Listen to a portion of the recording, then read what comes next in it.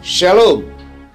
Kita jumpa kembali pada sore hari ini, Jumat 24 Juli 2020, khususnya untuk GKPA Penjernihan.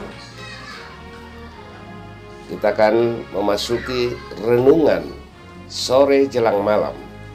Sebelumnya kita berdoa.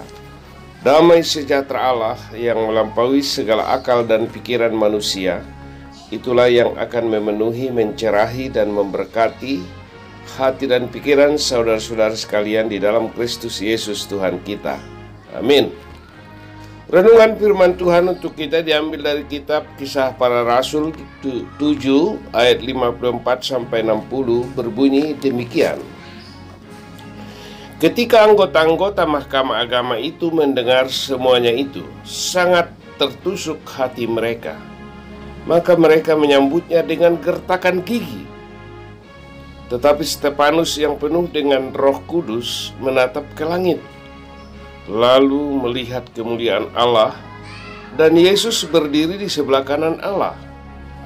Lalu katanya, "Sungguh aku melihat langit terbuka dan Anak Manusia berdiri di sebelah kanan Allah." Maka berteriak-teriaklah mereka dan sambil menutup telinga serentak menyerbu dia. Mereka menyeret dia keluar kota, lalu melemparinya, dan saksi-saksi meletakkan jubah mereka di depan kaki seorang muda yang bernama Saulus. Sedang mereka melemparinya, Stefanus berdoa, katanya, "Ya Tuhan Yesus, terimalah rohku." Sambil berlutut ia berseru dengan suara nyaring, "Tuhan, janganlah tanggungkan dosa ini kepada mereka." Dan dengan perkataan itu meninggallah ia. Sampai sedemikian pembacaan firman Tuhan. Yang berbahagia adalah orang yang mendengarkan, merenungkan, dan mengaplikasikan firman Tuhan dalam kehidupannya sehari-hari. Amin.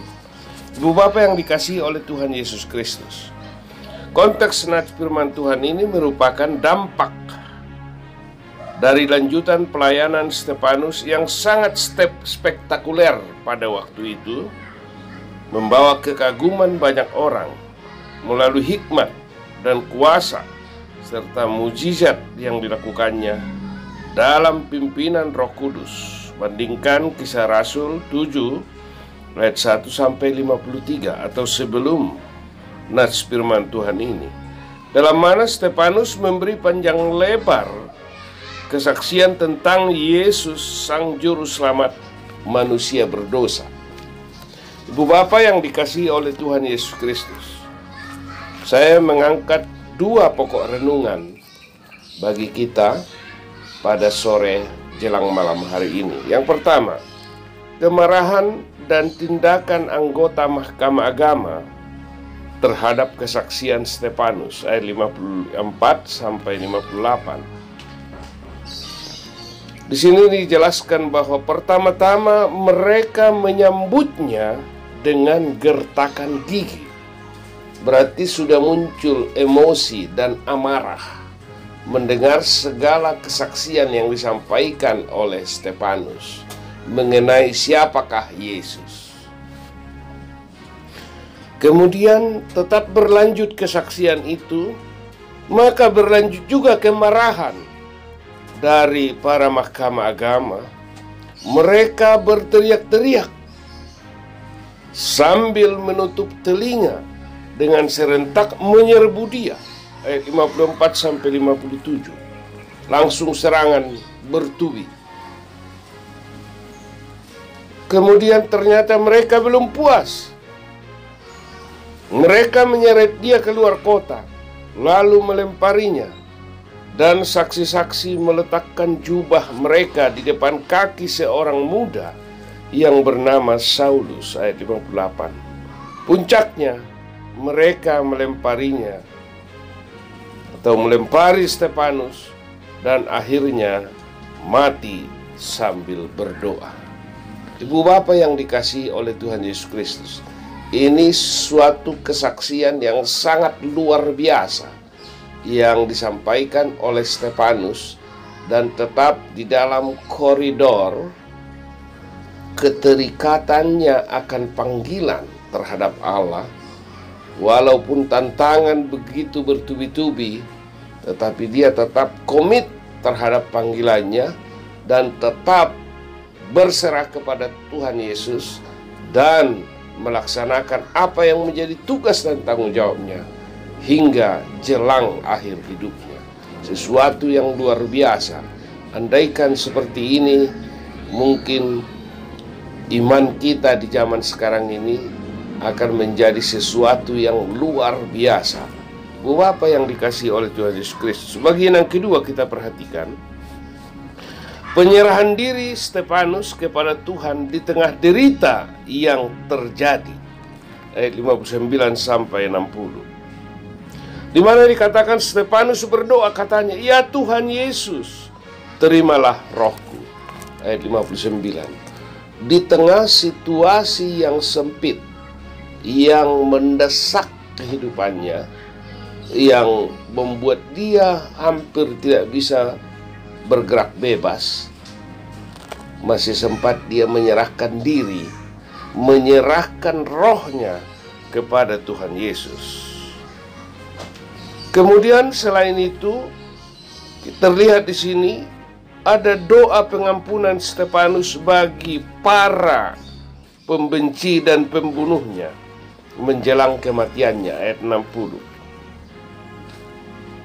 Ada doa di mana dikatakan, "Tuhan, jangan tanggungkan dosa ini kepada mereka." Artinya, walaupun tidak disebut oleh Stefanus seperti doa Yesus, kita ingat di kayu salib, "Bapa, ampunilah mereka, karena mereka tidak tahu apa yang mereka perbuat." Walaupun tidak ada sebutan bahwa mereka tidak tahu apa yang mereka perbuat, tetapi di hati kecil Stefanus masih terbuka pengampunan bagi para pembunuhnya. Ini sesuatu hal yang luar biasa, Bapak yang dikasihi oleh Tuhan Yesus Kristus. Dari cerita ini terlihat kepolosan dan kemurnian ketaatan iman Stefanus. Walau derita menerpa dirinya, kesaksiannya tidak berubah dan tetap mau mengampuni para pembunuhnya. Sesuai tema kita sore hari ini, ya, yang saya angkat di sini temanya adalah siap jadi saksi bagi Kristus walau maut menerpa. Siap jadi saksi bagi Kristus walau maut menerpa. Apa yang menjadi aplikasi bagi kehidupan kita? Yang pertama, saksi bagi Kristus adalah penting dan diharapkan ketaatan dan kemurnian kesaksian harus bertahan sampai akhir. Harus bertahan setiap tahapan-tahapan yang terjadi, apapun yang terjadi. Harus siap menyaksikan kebenaran, menyaksikan karya keselamatan Kristus bagi orang di sekitar kita, walau maut menerpa. Yang kedua, Stefanus menjadi contoh nyata di zaman para rasul tentang hamba atau rasul yang siap bersaksi sampai akhir hidup mereka. Yang ketiga, satu hal yang patut kita contoh dari kesaksian Stefanus adalah doa penyerahan diri dan doa mohon pengampunan bagi para pembunuhnya. Artinya, Stefanus tidak larut dalam emosi dendam. Tidak. Justru dia tetap membuka pengampunan dengan kemurahan hati agar Tuhan mengampuni mereka. Ibu bapak yang dikasihi oleh Tuhan Yesus Kristus, ini patut kita contoh sebagai orang percaya di sepanjang zaman. Akhirnya, kesiapan Stefanus mati mempertahankan kesaksian dalam kebenaran dan dalam ketaatannya kepada Tuhan harus diselesaikan dengan maut.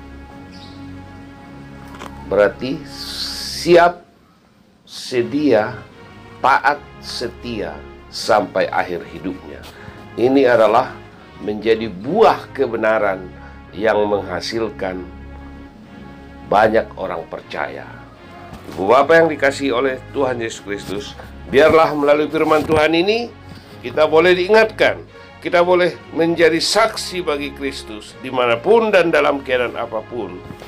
Walaupun banyak tantangan, bahkan walau maut menerpa. Tuhan memberkati firman-Nya bagi kita sekalian. Amin. Kita berdoa.